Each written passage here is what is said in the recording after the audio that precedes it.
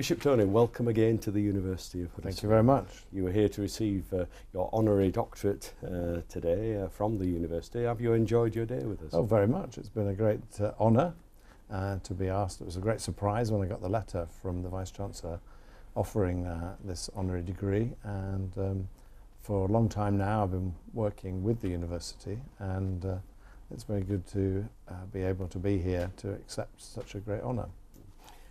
You are currently the Interim Bishop of Huddersfield under the new Diocese of West Yorkshire and the Dales. A big change for well, the church in this area. It is. What exactly will it bring to the people of Huddersfield? Because they will have their own bishop. Absolutely, they will. The new diocese came into being on the Easter Day, April 20th, and it's historic because it's never happened before. Up until well, Edwardian times, beginning of the 20th century, then the Church of England was creating dioceses.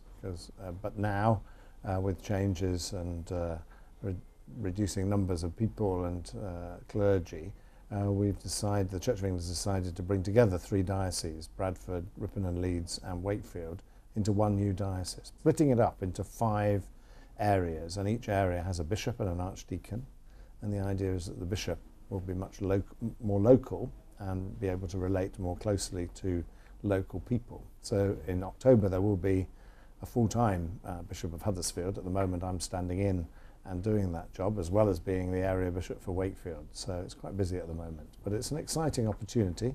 It's never been done before, so we are in the business of creating something new, and we hope it will be more effective, more efficient, more successful in the way in which we run the church. Church of England's always regarded as a broad church. It is. And the General Synod recently voted for women bishops. Sure.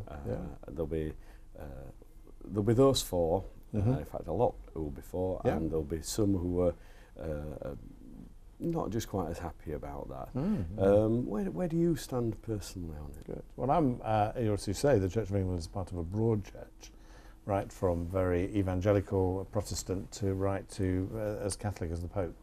And that's been part of the success of the Church of England for the past 400 years, that it has held differences of opinion on lots of subjects together.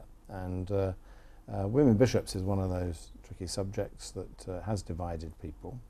Obviously it's the will of the majority in the church that women should be bishops, and I rejoice that that decision was made last week. And but what's important is that not everybody can accept that, and there are people who, as a matter of conscience, cannot accept that. Partly they're mainly on the Catholic part of the Church of England, who believe that that the Church of England can make this big change on its own, that it should be a consensus in the worldwide church with Rome and the Orthodox that it should happen because it's part of our heritage. And we're in a process of discernment. That may well happen, probably won't happen in our lifetime, but so it is important that there are people in the Church of England who still hold to that view.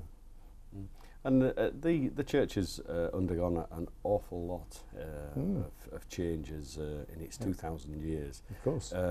So it'll overcome this as well, won't it? It will indeed, yes. Many issues. The church has to respond to what's going on around it and reinterpret tradition and the Bible in what's happening in modern day. That's true for all faiths. I mean, that's an issue for Islam as it becomes more westernized and how it lives in a Western culture as opposed to a culture which is predominantly Islamic. That's a challenge for all faiths, and there will be challenges. There have been challenges for 2,000 years for the Christian Church, and it survived, and I'm sure there will be more challenges in the future. In the Church of England, the gay issue, gay marriage and all that is a big issue too, partly because the Anglican Communion is a worldwide communion. So there's a very big difference of opinion between third world countries, particularly in Africa, who have a very different view about same-sex relationships to what's happening here in England and in the West. So it's bound to take time. Sometimes people think the church should be leading, but sometimes the church has to catch up because these issues are never straightforward and they're not easy issues to resolve in a worldwide body.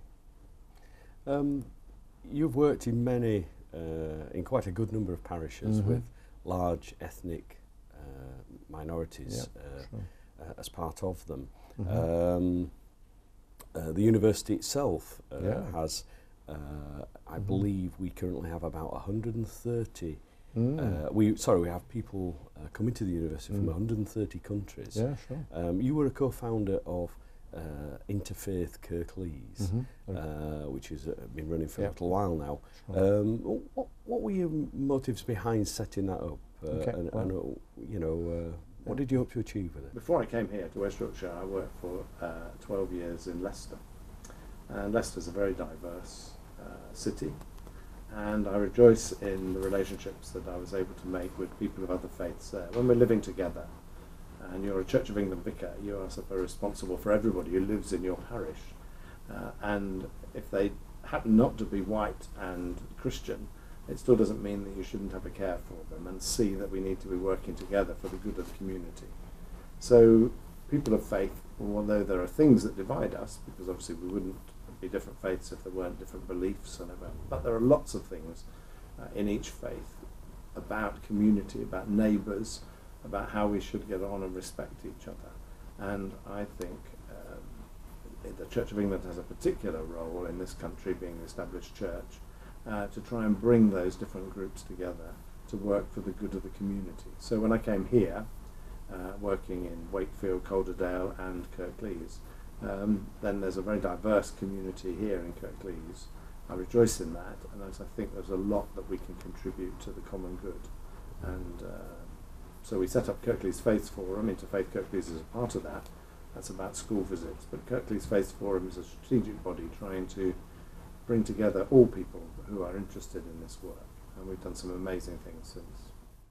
And do you see that spreading across the new diocese? I mean, I think this new diocese includes Bradford, it includes Leeds. So we must take seriously our relationships with people of other faiths, and particularly Islam. Hardly a day goes by in the news at the moment when Islamic issues as well as Christian issues are not in the forefront, partly because of what's going on in the Middle East, in Pakistan, in Afghanistan, in Africa. So it's never out of the news, and I think it's important that we try to set a different example here in England. If the world is going to change, it will take a long time for them to be influenced in the way that we live together here. But here, minorities are respected, they're able to live together, they're able to practice their faith freely. That isn't the case in other parts of the world. Christians are persecuted in many places. There are many stories recently of Christians who have been handed out of Iraq and other places. We need to set an example here so that maybe the fruits of all this will be decades away, but actually the world might change too. You're at a very senior level in the Church of England. Do you enjoy your job? I do. I enjoy my job. It's a great privilege to be a bishop, and each week I'm in a different church or churches meeting people, and it's a great opportunity to make their day special by being there with them, possibly to confirm them or to marry them or to just conduct their celebrations and anniversaries in their churches. It's a great privilege. The University of Huddersfield, inspiring tomorrow's professionals.